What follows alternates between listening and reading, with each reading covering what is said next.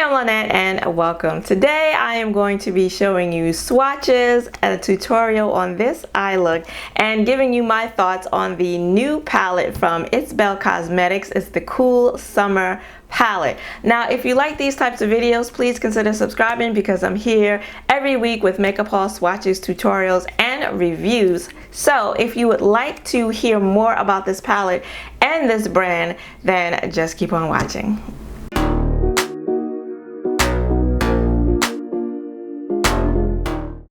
It's Belle Cosmetics is an indie brand, and I'm gonna be honest, I don't know a lot about them. So I did go on the website and I did go on their Instagram page, and it says that they are Boricua owned, which means the owners are Puerto Rican. They do say that they are inclusive, and their tagline seems to be beauty that welcomes everyone. So I love that. Now, I've heard of It's Belle Cosmetics because they are the brand behind the Break the Rules palette, which I don't know if you are familiar with, but if you are into indie makeup and into indie eyeshadows in the way that I am, you've heard about that palette. It's very popular. It's on its 6th pre-order, as a matter of fact. So I definitely was aware of the brand, and they recently reached out to me and sent me their newest palette. This is the Cool Summer palette. So thank you, It's Belle, for sending this to me. And I was, of course, happy to have it and to use it. Now I'm going to show you close-ups of the palette and close-up swatches as I talk about it. Now, this is a 16 pan pressed pigment palette. So it says pressed pigment palette. It does not say an eyeshadow palette, and on the back it does say not recommended for immediate eye use. Now, I don't know if that's the whole palette or certain shadows, but it doesn't, I don't see any delineation on here picking out particular shadows. So I'm just going to assume that's in reference to the whole palette, but I may be incorrect. So it is a 16 pan palette. There are 8 shimmer metallic shades, 5 of which are duochromes, and then there are 8 mattes. This palette retails for $48. It is made in China, and it does not say, it's not noted as being vegan, so I'm going to assume that it's not. And inside you have a really pretty, you do get a mirror, and you have a really pretty summer vibes color story here. And the shimmer metallics are just beautiful. Just looking at them. And then you have some bright pops of color, of matte shades in here. So I definitely get the cool summer vibes with this palette. It definitely screams spring and summer. And so yeah, just the kind of color story that many people are looking for in the warmer months. And now they do have some application tips on the back. It says, our shimmer metallic and duochrome formula is extremely creamy. We recommend using a glitter shimmer glue primer to prevent the pressed pigment to crease. For max pigmentation, use your fingertips. We also recommend using a fluffy brush instead of a flat brush. Use patting motions when applying the product. So I'm gonna be honest, I did not read this prior to using it today.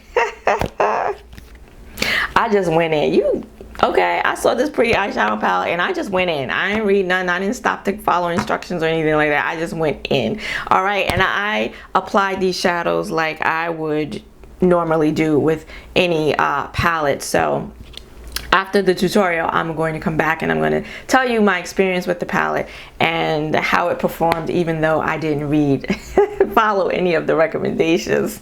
Now, this is my very first product, my first time using any eyeshadows from It's Belle. So I was really I was really happy to have the opportunity to get this palette and to use it, because I'm always interested in trying new to me eyeshadow formulas. So right now we're going to get into the tutorial, and then afterwards I'm going to come back and I'm going to give you my thoughts on this palette after using it for the first time. So if you would like to see how I created this look today, then just keep on watching.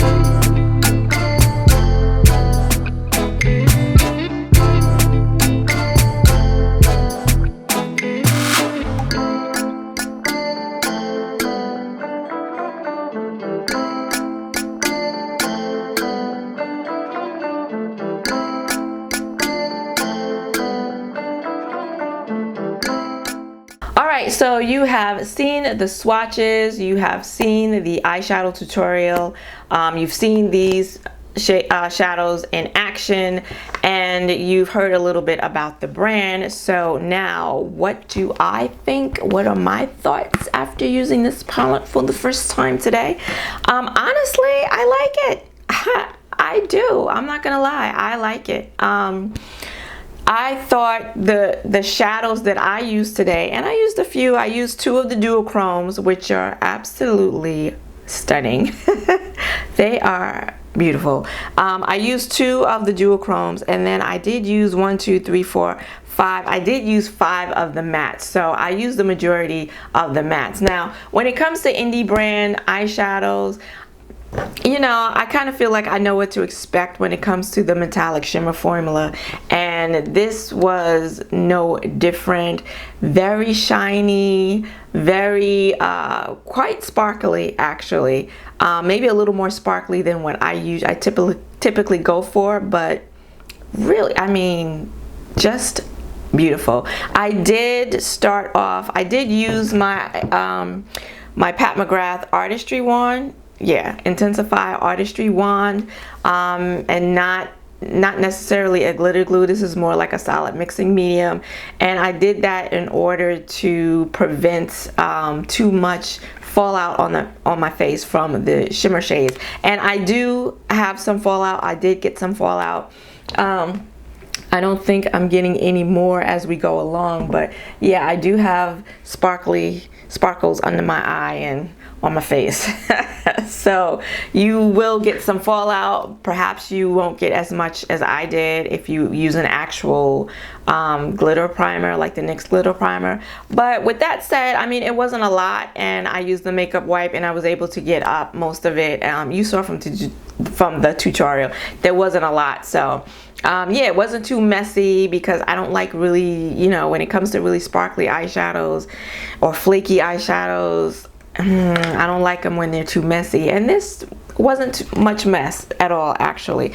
My palette did come a little injured. This duochrome shade right here was shattered when it arrived, but I was able to press it back into the pan. And this one, I think, is, there are 2 in here that are kind of on the flaky side. So there's this one that I used today on the inner corner of the eye, and then there's this one that was shattered.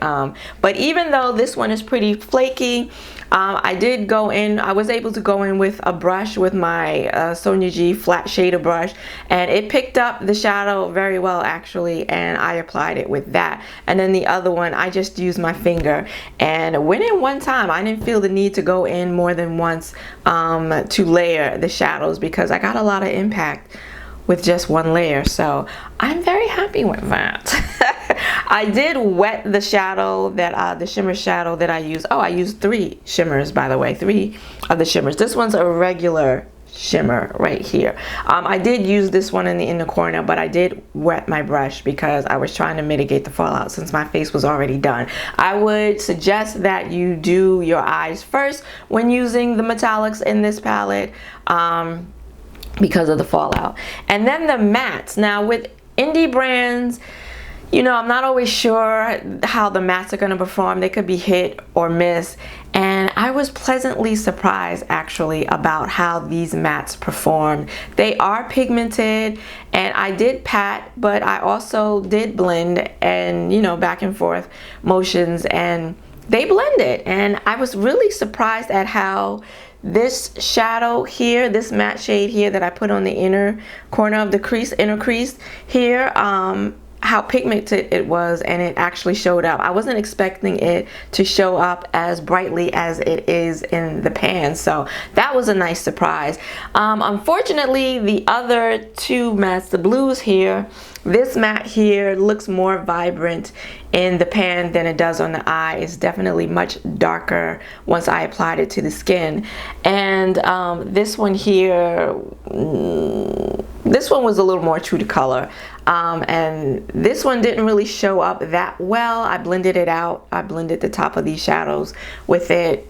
I didn't really see it very much, but this one was really pigmented. And then I used the green on the lower lash line. Again, I was really pleasantly surprised at how pigmented it was, even though I didn't have a white base or any eyeshadow base on the lower lash line. So yeah,